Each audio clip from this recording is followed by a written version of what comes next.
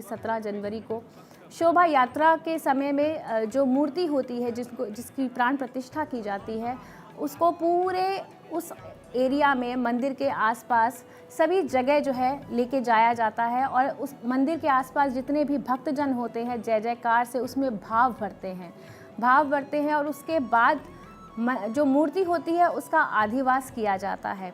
आधिवास करने की दो प्रक्रियाएं होती हैं, एक तो जलाधिवास होता है, दूसरा होता है अन्न का अधिवास। तो जलाधिवास और अन्न का अधिवास इसीलिए किया जाता है कि क्योंकि जब एक शिल्पकार उस मूर्ति को बनाता है तो वो छैनी और हथौड़ी से जो ठोक पीट के बनाता है, तो जलाधिवास के समय में हमें ये पता चल जाता है कि जो पत्थर उसमें इस्तेमाल किया गया है, जो मूर्ति की 500 साल से इस बात का इंतजार था, वो ऐतिहासिक दिन आज आया। हम सब के लिए बहुत ही शुभ दिन है। सभी को शुभकामनाएं। बहुत बहुत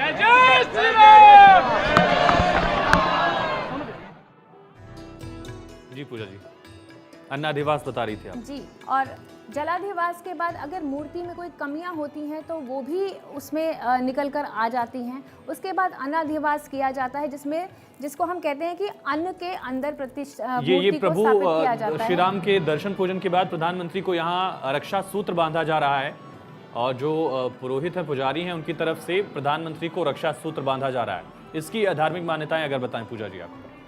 जी देखिए, रक्षा सूत्र जो बांधा जा रहा है प्रधानमंत्री जी को, प्रधानमंत्री हमारे राष्ट्र के प्रधानमंत्री हैं और ये जो है सनातन धर्म का एक तरह से परचम श्री नरेंद्र मोदी जी ने ही लहराया है विश्व में, पूरे विश्व में सनातन धर्म का जो डंका बज रहा है। तो इस तरीके से ये है हमारे सनातन धर्म के, अगर हम बोलें कि जो मेन रक्षा सूत्र रक्षाधार हैं वो प्रधानमंत्री मोदी जी ही हैं। और यहाँ पे आप देखिए कि जितने एफर्ट्स पिछले 10 साल में हुए हैं सनातन धर्म को लेकर, उससे पहले सनातन धर्म का इतना बोलबाला नहीं था। लेकिन जो विश्व भर में आज की आप देखिए, फॉरेन में भी, इनफैक्ट पूरे वर्ल्ड में आप देखिए, वर्ल्ड की मीडिया आज सबकी नज़रें जो हैं सिर्फ हमारे भारत प्रदेश पर ही लगी हुई हैं। तो ये अपने आप में एक बहुत बड़ी बात है।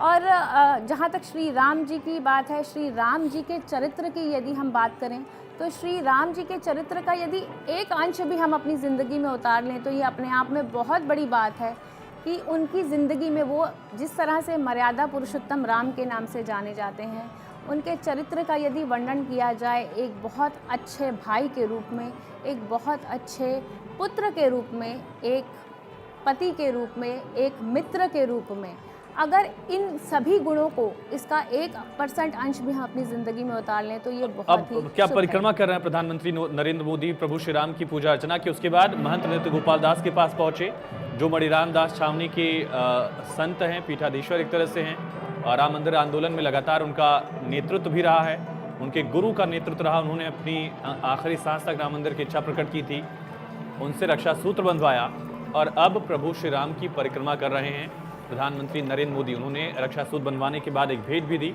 मंत्र और साष्टांग प्रणाम कर रहे हैं प्रधानमंत्री नरेंद्र मोदी। ये तस्वीर देखिए, ये तस्वीर ऐतिहासिक है। प्रभु श्री राम को साष्टांग प्रणाम करते हुए प्रधानमंत्री नरेंद्र मोदी। वो तस्वीर याद करिएगा जब शिलान्यास से पहले नरेंद्र मोदी पूजा करने पहुंचे थे, जब शिलान्यास भूमि पूजन से पहले साष्टांग प्रणाम किया था, वो भी हम आपको दिखाएंगे। लेकिन ये तस्वीर अद्भुत है, ये तस्वीर अहम है।